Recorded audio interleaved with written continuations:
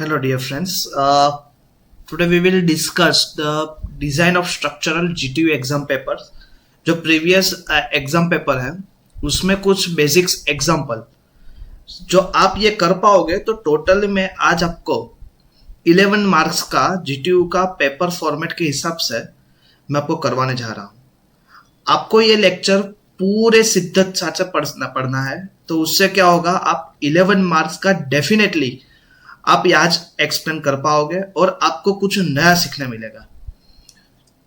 Dear friends, आपके एक exam में क्वेश्चन पूछा गया था, the derive the limiting value of एक्सयू limiting upon D for Fe 250 and Fe 415 grade of steel. आपको उसका डिराइव करना था। तो बहुत सारे स्टूडेंट्स ने ये क्वेश्चन को छोड़ दिया था और बहुत सारे ने लिख दिया था। तो एज अ पेज नंबर 70 वाली जो 3 कंडीशन थी वो लिख डाली थी। बट इधर एक क्वेश्चन आपको जीटीयू में 4 मार्क्स में पूछा गया था और 4 मार्क्स में पूछने के बावजूद आपको यहाँ पे बोला गया था कि डिराइव कीजिए, डायरेक्ट लिखने को बोला नहीं गया। तो जिसने ये पेज नंबर 70 पे 3 क्वेश्चन लिखे तो उसको यानी कोई पेपर सेटर होगा, तो otherwise that's a wrong answer हुआ होगा, इसका कोई भी मार्क्स आपको मिला गया नहीं। तो आपको डिराइव करना है। तो डिराइव करने के लिए डियर फ्रेंड्स आपको पता होगा कि जब भी ये है टोटली हमारा depth, overall depth, effective depth हमने लिया था जब भी हम एग्जाम्पल कर रहे थे। जो थियरी है डियर फ्रेंड्स वो मेरे पोर्टल पे रहेगी, दर्शन विद्या एकेडमी पे, वहां पे जाके आप ये थियरी को डिटेल में पढ़ सकोगे। और जो ये जोन को हमने बोला था डिस्कम्प्रेशन, इस जोन को बोला था टेंशन। और एट अ न्यूट्रल एक्सिस हमने pure bending theory as well as shear theory में पढ़ा था। At a neutral axis before bending and after bending neutral axis में कोई चेंजेस रहेगा नहीं। Neutral axis are the same before and after bending, इसलिए यहाँ पे तो हमको क्या होगा, टोटली स्ट्रेंथ 0 मिलेगा। और कंप्रेशन की स्ट्रेंथ की लिमिट मैंने एब्सोल्युटली लिमिट हमने बोली थी 0.0035 इन compression strain in concrete maximum value. And tension में हमने वैल्यू बोली थी तो 0.002 प्लस 0.87 F5 अपॉन ES। ये जो वैल्यू है मैक्सिमम स्ट्रेन इन स्टील, ये 2 वैल्यू हमने पुटअप की थी और ये 2 वैल्यू हम आपको याद भी रखनी पड़ेगी in GTU exam purpose. Dear friends, ये जो पोर्शन हमको मिला था वो टेंशन का पोर्शन था, ये जो पोर्शन हमको मिला था वो कंप्रेशन का पोर्शन था। हमने बताया था कि जब भी बैलेंस सेक्शन रहेगा तो XU इज इक्वल टू क्या होगा, XU लिमिटिंग रहेगा। और कई बार उसको बोला जाएगा XU मैक्सिमम तो भी चलेगा। तो अभी अदरवाइज हमारा जो भी XU है वो यहां तक रहेगा, XU लिमिटिंग वैल्यू। तो इतना पोर्शन हमारा कितना रहेगा, तो XU D minus XU limiting रहेगा। ये पता चला आपको डियर फ्रेंड्स, मैंने क्या बोला आपको, ये आपको फिगर समझनी है। जो आप फिगर समझ गए तो आपको 50% काम खत्म हो गया, तो ये आपको थियरी आ ही जाएगी। तो यहाँ पे 2 ट्राइंगल मिले मेरा, एक अपर ट्राइंगल और एक लोअर ट्राइंगल टेंशन वाला। तो हम यहाँ पे यूज करेंगे similar triangle rules.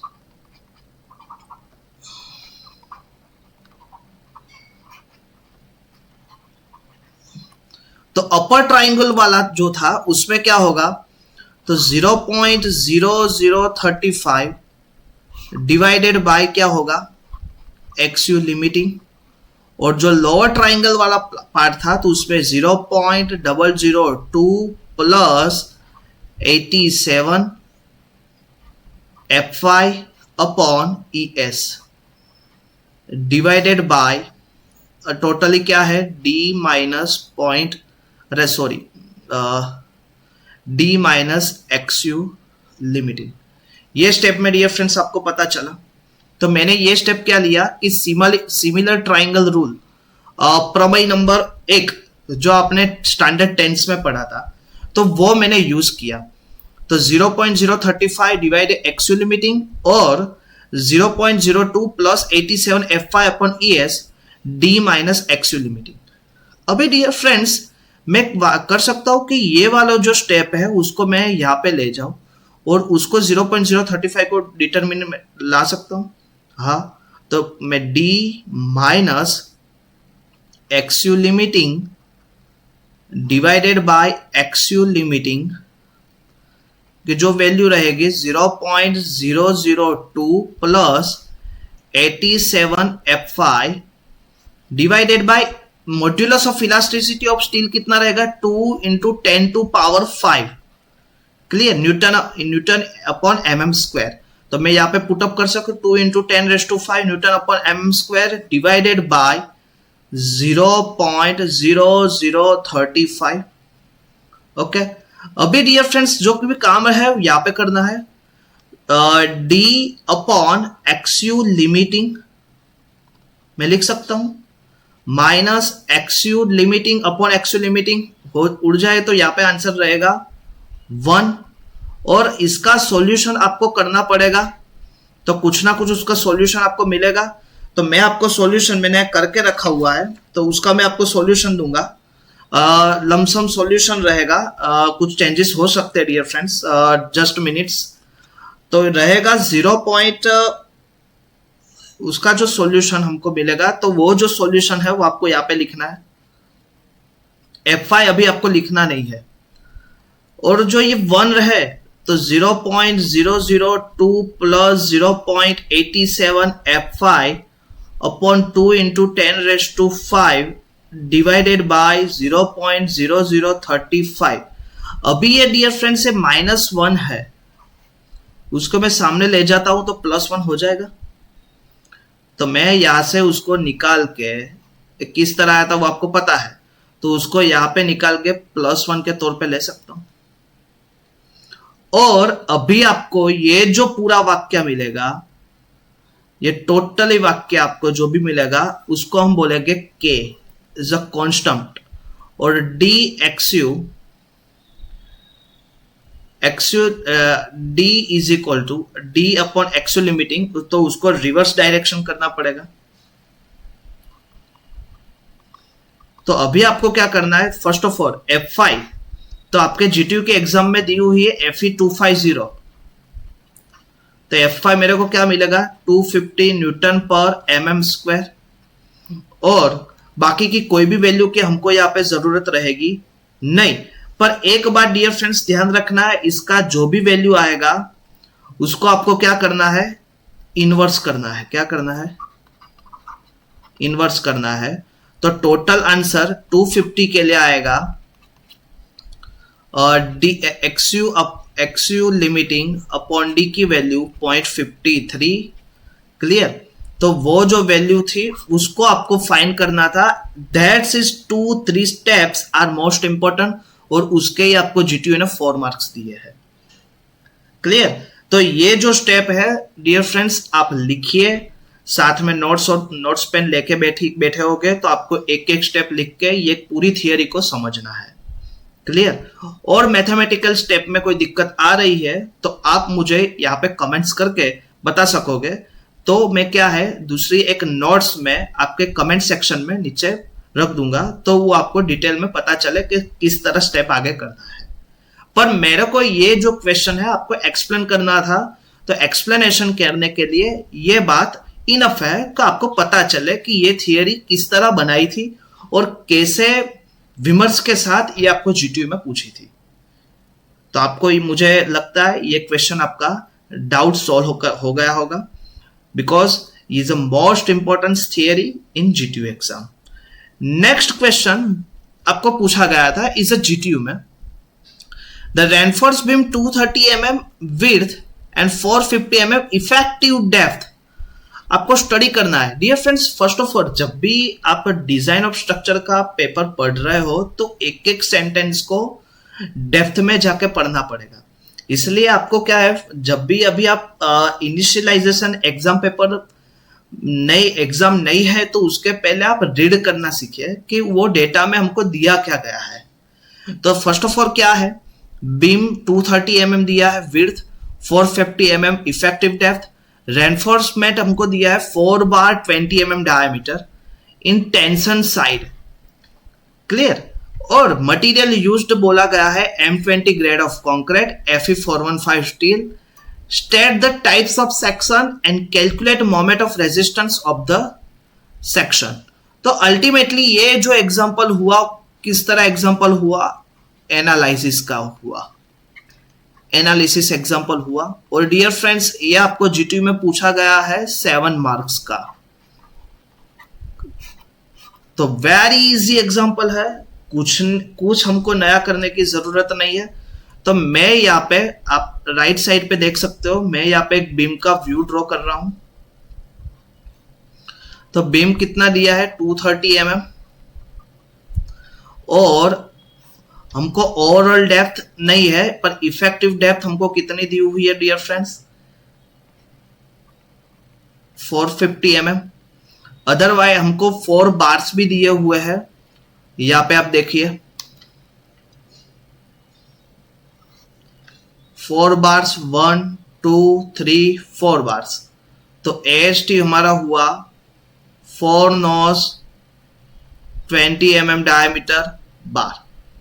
Dear friends, दूसरा हमको क्या दिया है, तो मैं यहाँ पे लिख दूं M20, तो उसके हिसाब से मेरे को क्या मिलेगा, FC के 20 न्यूटन पर mm² flexural strength of concrete, and Fe 415 दिया हुआ है, तो उसके हिसाब से मुझे F5 मिलेगा 415 न्यूटन पर mm²। ये बेसिक इंफॉर्मेशन है, आपको सबको आ रही है।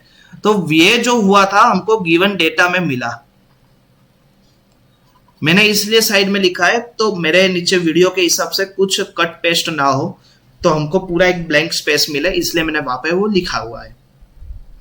डियर फ्रेंड्स, अभी मेरे को क्या करना है, तो यहाँ पे मैंने डेटा में लिखा है types of section first of all find करना है। तो हमारा जो वाक्य रहेगा, एज आपको क्या करना है, IS 456 निकालना है और तुरंत ही जाना है पेज नंबर 96 पे, वहां पे XU का इक्वेशन। डियर फ्रेंड्स, आपको IS 456 में यहाँ पे XU अपॉन D लिखा हुआ है, XU upon D 0.87, FI AST 0.36, FC के B इंटू D। तो डियर फ्रेंड्स, ये DD वाला वाक्य तो कैंसिल हो जाएगा, तो इसलिए मैंने वो एग्जाम्पल में कई बार लिख नहीं रहा हूं, तो इसलिए आपको पता होना चाहिए कि सर ने डी नहीं लिखा है। तो बहुत सारे बच्चे क्या कर रहे हैं, यहाँ पे मिस्टेक करके डी लिख रहे हैं और आंसर भी लादे हो गए। मैंने घर पे जाके बोले कि मैंने एग्जाम्पल भी कर लिया, पर जब भी रिजल्ट आएगा फेल, तो इसलिए यहाँ पे डी लिखना नहीं है। बाकी की सब वैल्यू आपके पास है, 87, F5 आपने यहाँ पे लिख लिया है 415। AST का वैल्यू आप कैसे फाइंड करोगे, तो 4 इंटू π/4 इंटू 20² करके आपका आंसर आएगा, वो आपको लिखना है। क्योंकि मैं अभी आपको ये एग्जांपल सॉल्व कैसे करना है उसका वे दिखा रहा हूं, नहीं कि मैं सॉल्व करवा रहा हूं, इसलिए इसका आंसर आपको मुझे कमेंट बॉक्स में देना है। तो AST आपको मिलेगा, बाकी 36 FCK की वैल्यू आपको कितनी दी है 20, विड्थ आपको मिली हुई 230, वो सब पुट अप करके कुछ ना कुछ आंसर मिलेगा, किसमें मिलेगा, mm में। डियर फ्रेंड्स, फिर ये जो स्टेप नंबर 1 हुआ, स्टेप नंबर 2 पे आपको जाना है और पेज नंबर 70 निकालना है एज IS 456, और 70 के ऊपर से पेज नंबर पे XU मैक्सिमम अपॉन D की कुछ वैल्यू होगी, वो वैल्यू आपको यहाँ पे रखना है। तो रख के आपको क्या मिलेगा, वो वैल्यू में इसलिए पुट नहीं कर रहा हूं, आपको देख के लिखना है, तो इसलिए आपको ये एग्जांपल क्या होगा, पूरा कंक्लूजन लेस हो जाएगा और आपको माइंड में हो जाएगा किस तरह करना है। XU मैक्सिमम की वैल्यू जब ब्लैंक्स इंटू D करना है, और D की वैल्यू मैंने ऑलरेडी दी हुई है 450 mm, तो वो यहाँ पे पुट करके उसका मल्टीप्लाई करना है जो वैल्यू आपने पेज नंबर 70 से ली है। तो मेरे को क्या मिल जाएगा, XU मैक्सिमम, और एक्सयू और एक्सयू मैक्सिमम के हिसाब से स्टेप नंबर 3 मेरा सेक्शन क्लासिफिकेशन रहेगा। सेक्शन क्लासिफिकेशन, तो सेक्शन क्लासिफिकेशन में 3 रहेगा। X u is equal to x u maximum है तो मेरा कौन सा रहेगा? बैलेंस सेक्शन रहेगा। X u is less than x u maximum है तो मेरा डियर फ्रेंड्स क्या रहेगा? Dear friends under reinforcement section रहेगा। X u is greater than x u maximum है तो मेरा कौन सा सेक्शन रहेगा? और रेनफोर्समेंट सेक्शन रहेगा।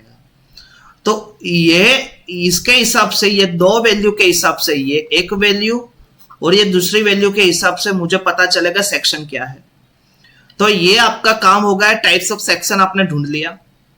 अभी स्टेप नंबर 4 में जाना है कि आपको क्या फाइंड करना है dear friends? The moment of resistance भी फाइंड करना है। तो मोमेंट ऑफ रेजिस्टेंस फाइंड करने के लिए आपको पता है कि कौन सा सेक्शन है, तो सेक्शन के हिसाब से उसकी वैल्यू पेज नंबर 96 पे दी हुई है। फर्स्ट ऑफ ऑल जो आपका और अंडर एनफोर्समेंट सेक्शन है तो उसकी वैल्यू के लिए एमयू क्या रहेगा? तो टी इंटू जेड के हिसाब से रहेगा। जेड है लीवर आर्म, मैं आपको वो पूरा डेरिवेशन भी आपको सिखा देता हूं। और दूसरा रहेगा अदरवाइज, ये रहेगा किसके लिए? यूआरएस के लिए, अंडर एनफोर्समेंट सेक्शन के लिए। अदरवाइज आपका सेक्शन है ओआरएस, तो आपका वैल्यू रहेगा mu is equal to C into Z, और वो उसका lever Z is also is lever arm distance, और same as it is this section is put up only the x u limiting value, तो हो जाएगा किसके लिए? बैलेंस के लिए। तो बैलेंस के लिए क्या होगा? mu limiting. तो नेक्स्ट स्लाइड में हम डियर फ्रेंड्स ये पढ़ते हैं। आपको जीटीयू के एग्जाम में ऐसे प्रूव करने की कोई आवश्यकता नहीं रहेगी, ये तो आपको सिखाने के लिए मैं प्रूव कर रहा हूं। आपको यहाँ पे आप दिखे बैलेंस सेक्शन मिला है तो कौन सा यूज करना है? ये वाला। आपको अंडर एनफोर्समेंट सेक्शन मिला है तो आपको डायरेक्टली इसको यूज करना है, और ओआरएस सेक्शन मिल रहा है तो इसको यूज करना है। डियर फ्रेंड्स मैं चाहता तो आपको ये एग्जांपल पूरा यहाँ पे मैथमेटिकल स्टेप के साथ करवा सकता हूं, पर मेरे को नहीं करवाना है। क्यों? कि आप मैथमेटिकल स्टेप करिए, क्योंकि डिजाइन ऑफ स्ट्रक्चर के एग्जाम में मैंने देखा हुआ है, मेरा एक्सपीरियंस है अप्रोक्सीमेटली 8 साल का, तो बंदे जो भी मिस्टेक कर रहे हो मैथमेटिकल स्टेप में ही कर रहे हैं। बाकी सिस्टमेटिकली मैनर्स में या फिर मेरे लेक्चर को देखेंगे, 2-3 बार रिवाइज करके देखेंगे तो डेफिनेटली ये 7 मार्क्स आपके हाथ से जाएंगे नहीं। और टोटली आज का जो भी लेक्चर आपने देखा होगा आगे, तो 11 मार्क्स को आपको डेफिनेटली मिल जाएंगे।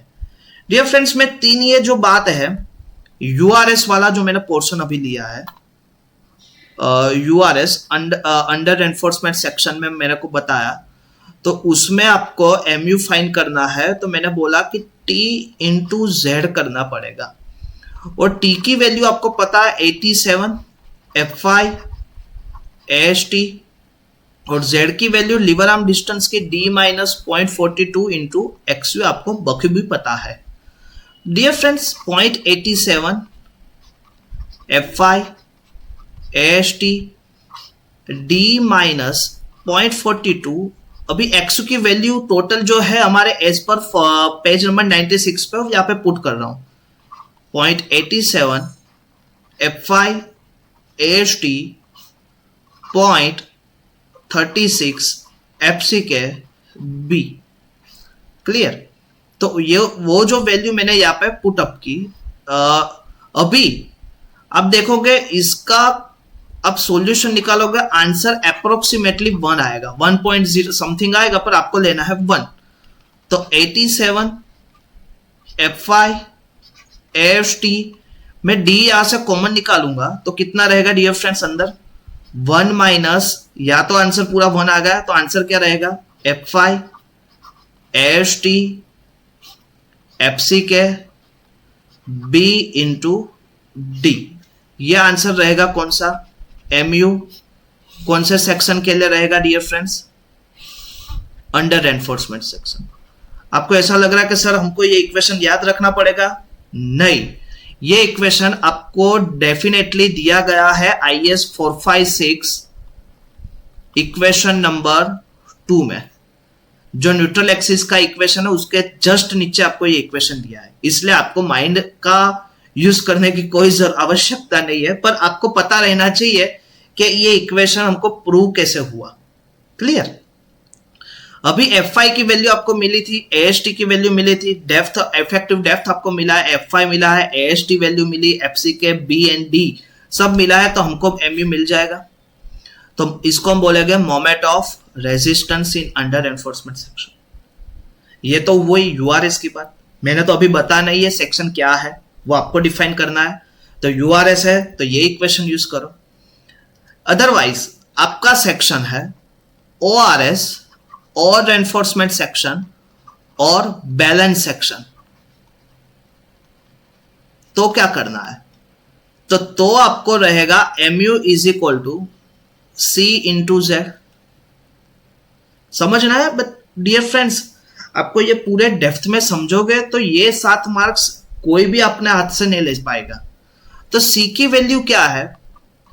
36 FC के B इंटू XU, और Z की वैल्यू क्या है? D minus 0.42 into XU। Clear? अबे डियर फ्रेंड्स, मैं एक बात बोल सकता हूं, 36 FC के B into D XU upon D, मैंने क्या किया आपको पता चला? D को मल्टीप्लाई किया, D को डिवाइड किया, और सेम एज इट इज मैंने यहां से D को कॉमन निकाला, तो 1 माइनस 0.42 XU अपॉन D रहा। क्लियर? बस हो गया काम। अभी क्या करना है? 36 XU अपॉन D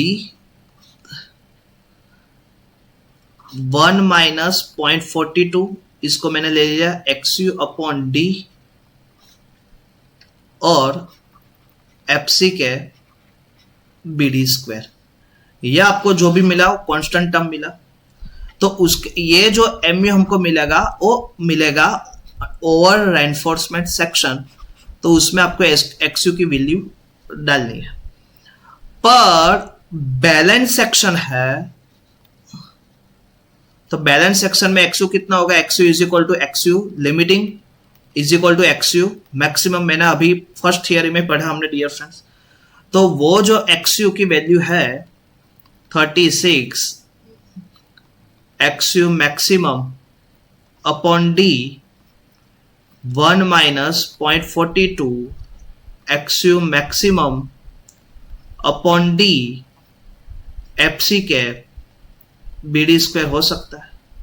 और ये जो दो वैल्यू है वो तो आप पेज नंबर 70 के ऊपर से ले सकते हो। क्लियर? तो बाकी का तो आप 36 42 FC के आपको दिया है, B दिया है, D स्क्वायर दिया है, तो उसके हिसाब से आपको MU मिल सकता है। ठीक है? तो ये हुआ balance section as well as under enforcement section. और एनफोर्समेंट सेक्शन है तो आपको ये इक्वेशन यूज करना है, अनबैलेंस सेक्शन है तो आपको खाली इसका इतना चेंज करके ये इक्वेशन यूज करना है। क्लियर? वो XU मैक्सिमम अपॉन D की वैल्यू किसके ऊपर साथ रहेगी? Fi की वैल्यू। Fi की वैल्यू हमने दी है 415 न्यूटन पर mm स्क्वायर। ठीक है? तो डियर फ्रेंड्स, आपको ये एग्जाम्पल करना है। एग्जाम्पल करने के बाद जो भी आंसर है वो आपको मुझे कमेंट्स बॉक्स में लिखना है, तो मुझे पता चलेगी कि आपको इसमें इंटरेस्ट है। जो आप ये मुझे इंटरेस्ट दिखाएंगे तो मैं GTU के और एज वेल एज पूरे इंडिया के जितने भी डिजाइन ऑफ स्ट्रक्चर के पेपर है उसमें से कुछ एग्जाम्पल के जो आपके एग्जाम में पूछे जाने की सबसे ज्यादा इंपॉर्टेंस है उसको मैं यूट्यूब के माध्यम से आपके सामने रखूंगा। तो फिर से आप लोग डियर फ्रेंड्स दर्शन विद्या एकेडमी की ये चैनल को जरूर सब्सक्राइब करिए कि आपको ऐसे नए लेक्चर और जीटीयू और ऐसे कई सारे टेक्नोलॉजिकल यूनिवर्सिटी के फंडास क्लियर हो पाए। तो dear friends, first of all after the lecture we are definitely note down these notes and solve this example, and this example solve after your section as well as your MU is a please in a comments box, तो मुझे भी पता चले कि आप लोग मेरे ये लेक्चर के साथ जुड़े हुए हो, तो मैं मुझे एक विश्वास मिले और मैं नए ऐसे लेक्चर आपके सामने रख पाऊं। धन्यवाद। भारत माता की जय।